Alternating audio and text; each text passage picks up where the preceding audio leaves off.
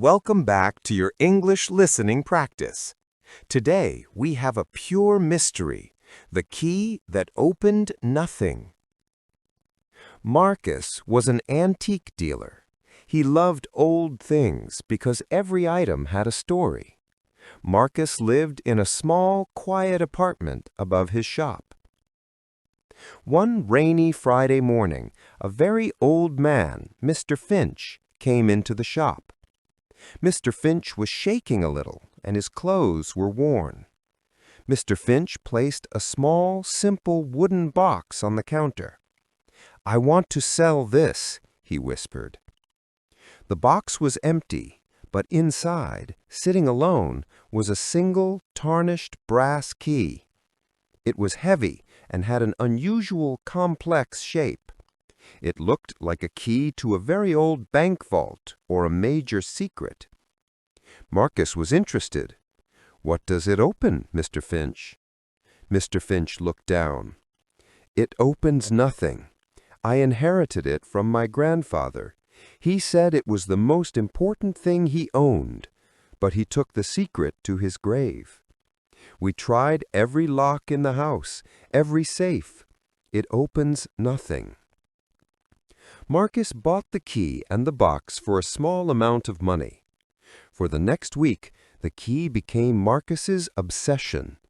He tried the key on the lock of his shop door, on the old cash register, and even on the city's ancient library door. Nothing worked. The key simply refused to fit any lock. Why would the most important thing open nothing? Marcus constantly wondered. He decided to visit the local historical society. The old librarian, Mrs. Gable, looked at the key. "This is very old, Marcus," she said. "The design is from the 18th century. It's not a house key." Mrs. Gable gave Marcus an old city map. It showed the old part of the city before the Great Fire of 1905. Marcus traced the streets. Suddenly, he saw an old building marked with a special symbol, the old City Hall vault. That building was destroyed in the fire and never rebuilt. Now a large modern park stood in its place. Marcus rushed to the park. He found the exact location of the old City Hall building using the map. He walked to the center of where the vault must have been. He felt the ground with his foot. It was solid stone, but one stone in the center felt loose. Marcus knelt down and used a small tool to lift the stone. Underneath, there was no lock, no safe, and no treasure. There was only a small, round hollow in the earth, perfectly sized for the brass key.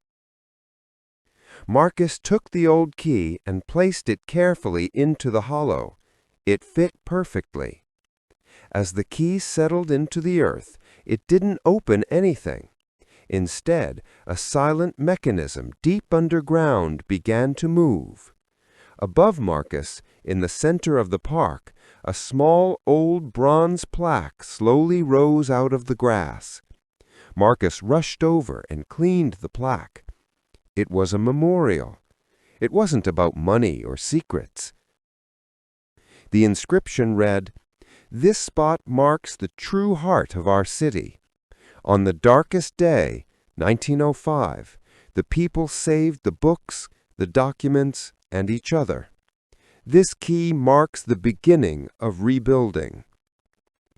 The key didn't open a physical lock. It opened a memory. It was a reminder that their history was the city's greatest wealth. Marcus placed the key back into the hollow, covering it with the stone. He smiled. Mr. Finch's grandfather was right. It was the most important thing they owned. Marcus left the key for the city, but he kept the story forever.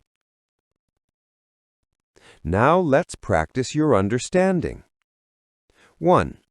What was the key made of, and what did it look like? 2. What building did the old city map show was at the key's location? 3. What did the key actually open or reveal? I hope you enjoyed this story. Don't forget to like this video and subscribe for more English practice.